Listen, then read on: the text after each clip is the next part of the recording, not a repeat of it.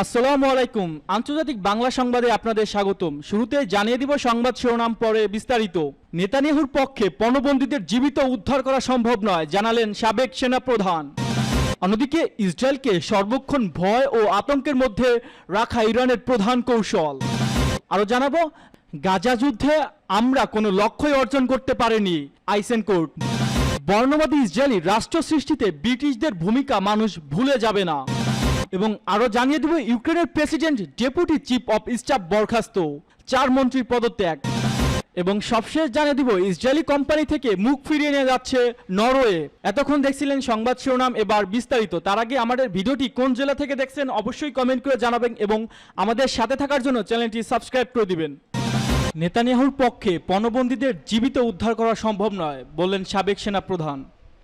ইহুদিবাদী ইসরায়েলের সাবেক সেনাপ্রধান গাদি আইজেনকোট বলেছেন, গাজা উপত্যকায় প্রায় 11 মাস ধরে যুদ্ধ করেও প্রধানমন্ত্রী বেনিয়ামিন নেতানিয়াহু তার ঘোষিত কোনো লক্ষ্য অর্জন করতে পারেনি। তিনি ব্যক্তি স্বার্থকে প্রাধান্য দেওয়ার কারণে গাজা থেকে পণবন্দীদের জীবিত উদ্ধার করতে পারবে না বলে মন্তব্য করেছেন আইজেনকোট। তিনি মঙ্গলবার রাতে এক সাক্ষাৎকারে আরও বলেছেন, নেতানিয়াহু শুধুমাত্র তার ব্যক্তিগত ও রাজনৈতিক দলের স্বার্থ হাসিলের জন্য হামাসের সঙ্গে বন্দি বিনিময় চুক্তি করে থেকে বিরত রয়েছে। সাবেক ইসরায়েলি যুদ্ধমন্ত্রী বেন গান্তাজের সঙ্গে নেতানিয়াহুর যুদ্ধকালীন মন্ত্রিসভা থেকে পদত্যাগকারী জেনারেল আইজেনকোট বলেন, গাজা যুদ্ধবিরতি প্রতিষ্ঠার ব্যাপারে নেতানিয়াহুর সাম্প্রতিক বক্তব্য আমাকে তীব্রত করছে। আইজেনকোটের আগে গাজা সহ বহু শীর্ষস্থানীয় ইসরায়েলি কর্মকর্তা এ অভিযোগ করেছেন যে হামাসের সঙ্গে যুদ্ধবন্দী বিনিময়ের পথে নেতানিয়াহুর প্রধান অন্তরা এবং তিনি প্রতিমন্ত্রী বা প্রধানমন্ত্রী পদের জন্য উপযুক্ত নন। জেনারেল আইজেনকোট আরও বলেন, ইসরায়েলি প্রধানমন্ত্রী তার রাজনৈতিক ক্যারিয়ার নিয়ে এতটা চিন্তিত যে তার পক্ষে হামাসের হাতে আটক পণবন্দীদের জীবিত মুক্তি করে আনা সম্ভব নয়। এদিকে ইসরায়েলি গণমাধ্যমগুলো জানিয়েছে, গাজা যুদ্ধের শুরু থেকে এক পর্যন্ত 10,400 ইহুদি বন্দী সেনাদের আহত হয়েছে। এর আগে এসব গণমাধ্যম গত 19 আগস্ট স্বীকার করে 7 অক্টোবর অভিযান থেকে শুরু করে গাজা যুদ্ধে এখন পর্যন্ত 689 জন ইসরায়েলি সেনা নিহত হয়েছেন।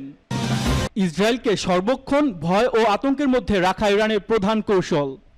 আরাবাইন অভিযানে ইহুদি শাসক গোষ্ঠীর উপর লেবাননের প্রতিরোধ আন্দোলন হিজবুল্লাহ ব্যাপক হামলার কথা উল্লেখ করে ইরানের ন্যাশনাল ডিফেন্স বিশ্ববিদ্যালয়ের প্রধান বলেছেন, যেমন স্পষ্ট ইহুদিবাদী ইসরায়েলের উপর মারাত্মক আঘাত হানা হয়েছিল এবং তারা আরাবাইন অভিযানে ফলাফল গোপন করেছিল।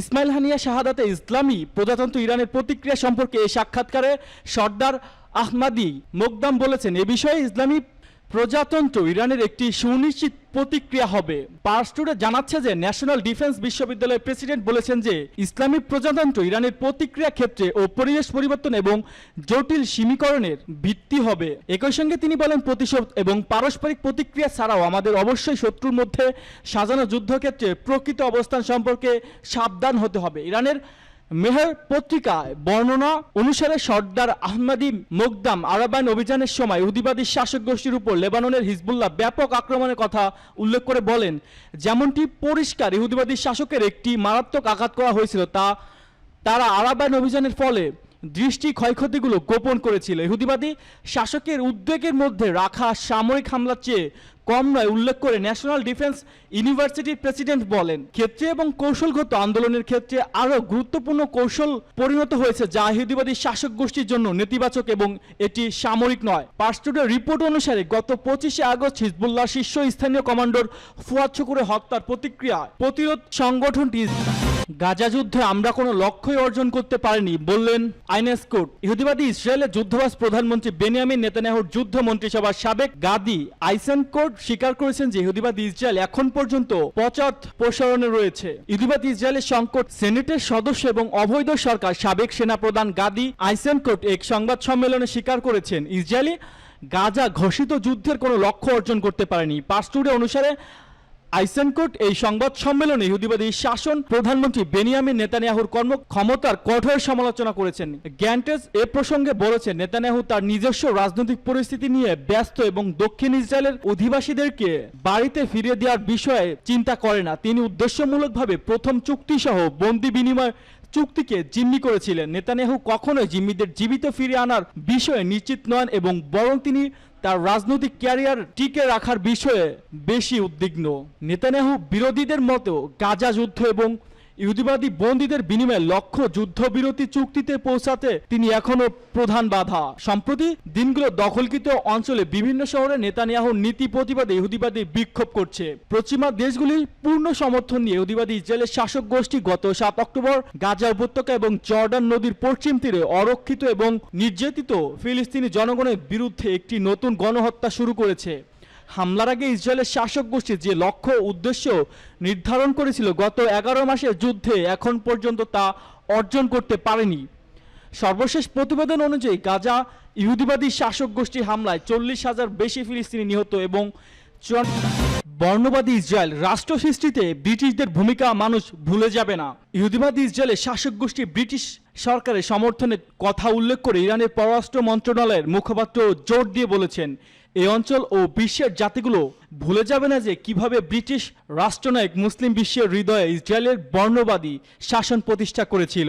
পার্স টুডে জানাচ্ছে, ইরানের পররাষ্ট্র মন্ত্রণালয়ের মুখপাত্র নাসের কানাই এক্স সোশ্যাল নেটওয়ার্কে দেওয়া এক বার্তায় লিখেছেন, ঐতিহাসিক আধিপত্য আচরণ এবং তা অব্যাহত রাখার প্রচেষ্টা ফিলিস্তিনি ইস্যুসহ বিভিন্ন জাতির মধ্যে বিভাজন তৈরি করা এবং গুরুত্বপূর্ণ আঞ্চলিক ইস্যুতে চ্যালেঞ্জ ও সংকটকে প্রাতিষ্ঠানিক রূপ দেওয়ার পশ্চিম এশিয়া ব্রিটিশ ঔপনিবেশিক নীতির একটি গুরুত্বপূর্ণ অধ্যায়। কায়ানি যোগ করেছেন, ব্রিটিশ ইহুদিবাদী শাসনের সমর্থন করে গাজা উপত্যকা এবং পশ্চিম তীরে বসবাসকারী ফিলিস্তিনদের গণহত্যা, দুর্ভোগ এবং বাস্তুচ্যুতির সাথে জড়িত। ইরানের পররাষ্ট্র মন্ত্রণালয়ের মুখপাত্র ব্রিটিশ ঔপনিবেশিকতার বিষয়ে লড়াইয়ের বীর শহীদ রইসি আলী দেলোয়ারি এর স্মৃতির প্রতি সম্মান জানিয়ে বলেন, ইরানের মহান ও ইতিহাস সৃষ্টিকারীর জাতি উপনিবেশিকদের বিরুদ্ধে লড়াই করেছে। ব্রিটিশ উপনিবেশিক সহ আধিপত্যবাদীদের কাছ থেকে রাজনৈতিক স্বাধীনতা অর্জন ইরানি জাতির একটি সমৃদ্ধ ও গর্বিত ইতিহাস। প্রতি বছর ফার্সি মাসের 12 শাহরি ব্রিটিশের ঔপনিবেশিকতার বিরুদ্ধে সংগ্রামের নায়ক শহীদ রইসি আলী দেলোয়ারির স্মৃতি ও বীরত্ব স্মরণ করা বার্ষিকী পালন করা হয়। ওই দিনকে ইসলামী প্রজাতন্ত্র ইরানের জাতীয় ক্যালেন্ডার। ইউক্রেনের president deputy chief of staff বরখাস্ত, 4 মন্ত্রীর পদত্যাগ। নিজের মন্ত্রিসভায় ব্যাপকভাবে শুদ্ধি অভিযান চালিয়েছে রাশিয়ার সঙ্গে যুদ্ধে লিপ্ত ইউক্রেনের প্রেসিডেন্ট ভ্লাদিমির জেলেনস্কি। তিনি নিজের ডেপুটি চিফ অফ স্টাফকে বরখাস্ত করার পাশাপাশি 4 জন মন্ত্রী পদত্যাগ একসঙ্গে গ্রহণ করেছে। শুক্রবার প্রেসিডেন্টের দপ্তরে নিজের ওয়েবসাইটে প্রকাশিত এক ডিক্রিতে জানায়, ডেপুটি চিফ অফ স্টাফ রস্তিস্লাভ শুরমাকে তার পদ থেকে সরিয়ে দেওয়া হয়েছে। তাকে বরখাস্ত করার কারণ জানানো হয়নি। তবে রাশিয়ার সঙ্গে যুদ্ধে একের পর এক ব্যর্থতার কারণে ইউক্রেনে একরকম পদত্যাগ ও বরখাস্তের ঘটনা নিয়মিত ঘটছে। ডেপুটি চিফ অফ স্টাফকে বরখাস্ত করার কিছুক্ষণ পর ইউক্রেনের পার্লামেন্ট স্পিকার এক ফেসবুক পোস্টে একজন উপ প্রধানমন্ত্রী সহ 4 পদমন্ত্রীর পদত্যাগের খবর জানিয়েছে। তিনি বলেন, উপপ্রধানমন্ত্রী ওগলা ফানচুক, কৌশলগত শিল্পমন্ত্রী আলেকজান্ডার কামিশিন, আইনমন্ত্রী ডেনিস মলিকিউস এবং পরিবেশ সুরক্ষা মন্ত্রী রাসলান স্টেলস একযোগে পদত্যাগ করেছেন। অজ্ঞাত সূত্রে বরাত দিয়ে ইউক্রেনের গণমাধ্যমগুলো জানিয়েছে, প্রেসিডেন্ট জেলেনস্কি পররাষ্ট্রমন্ত্রী দিমিত্র কুলেবের সহ আরও কয়েকজন মন্ত্রী ও পদস্থ কর্মকর্তা বরখাস্ত করার বিষয়টি বিবেচনা করেছে। 2022 সালে ফেব্রুয়ারি মাসে রাশিয়ার সঙ্গে যুদ্ধ হওয়ার পর থেকে জেলেনস্কি এ পর্যন্ত বহু রাজনৈতিক ও সামরিক কর্মকর্তাকে বরখাস্ত করলেন। গত গ্রীষ্মে রাশিয়ার বিরুদ্ধে পাল্টা হামলায় 1,60,000 সেনা প্রাণহানির পর সেনাপ্রধান ভ্যালেরি ঝালোঝিনকে সরিয়ে দিয়েছেন জেলেনস্কি। মন্ত্রিসভায় বড় ধরনের গুলি অভিযানের ফলে এখন ইউক্রেনের মন্ত্রিসভা 1/3 ইসরায়েলি কোম্পানি থেকে মুখ ফিরিয়ে নিচ্ছে নরওয়ে। নরওয়ে সার্বভৌম সম্পদ তহবিল বিশ্বের বৃহত্তম তহবিলগুলোর মধ্যে একটি। সাম্প্রতিক এ তহবিলের নৈতিক মানদণ্ডে নতুন ও কঠোর ব্যাখ্যার আলোকে ইসরায়েলের কিছু কোম্পানির সঙ্গে তাদের সহযোগিতা শেষ করার ঘোষণা দিয়েছে। বিশেষ করে গাজায় চলমান যুদ্ধ এবং দখলকৃত ফিলিস্তিনি অঞ্চলে ইসরায়েলের অপরাধমূলক কার্যক্রম সহযোগিতা করে এমন কোম্পানিগুলোর শেয়ার বিক্রি করার পরিকল্পনা করেছে নরওয়ে এ তহবিল। বুধবার বিভিন্ন আন্তর্জাতিক গণমাধ্যমের রিপোর্ট থেকে এ তথ্য জানা গেছে। প্রকাশিত এক প্রতিবেদনে রয়টার্স জানায়, নরওয়ে $1.7 ট্রিলিয়ন মূল্যের সার্বভৌম সম্পদ তহবিল, যা বিশ্বের বৃহত্তম তহবিলগুলোর মধ্যে একটি। বিশ্বের 80,800 কোম্পানি শেয়ারের 1.5% মালিক। এ তহবিল সম্প্রতি থেকে শেয়ার বিক্রি করার পরিকল্পনা করেছে। তহবিলের নৈতিক মানদণ্ডের নতুন ব্যাখ্যা অনুসারে যেসব কোম্পানি ইসরায়েলের দখলকৃত ফিলিস্তিন অঞ্চলের কার্যক্রম চালিয়ে যাচ্ছে সেগুলো এ মানদণ্ড লঙ্ঘন করেছে। নৈতিক নির্দেশনা এবং পরামর্শ বিশ্বের বৃহত্তম সার্বভৌমত্ব সম্পদ তহবিলের জন্য নরওয়ের নৈতিক পরিষদ গত 30 আগস্ট অর্থ মন্ত্রণালয়ে একটি চিঠি পাঠায়। রয়টার্সের প্রতিবেদন অনুযায়ী এই চিঠিতে অনৈতিক কর্পোরেট আচরণের সাম্প্রতিক সংজ্ঞা সংক্ষেপে তুলে ধরা হয়েছে। এই পরিবর্তনের বিষয়টি আগে কখনো প্রকাশ করা হয়নি।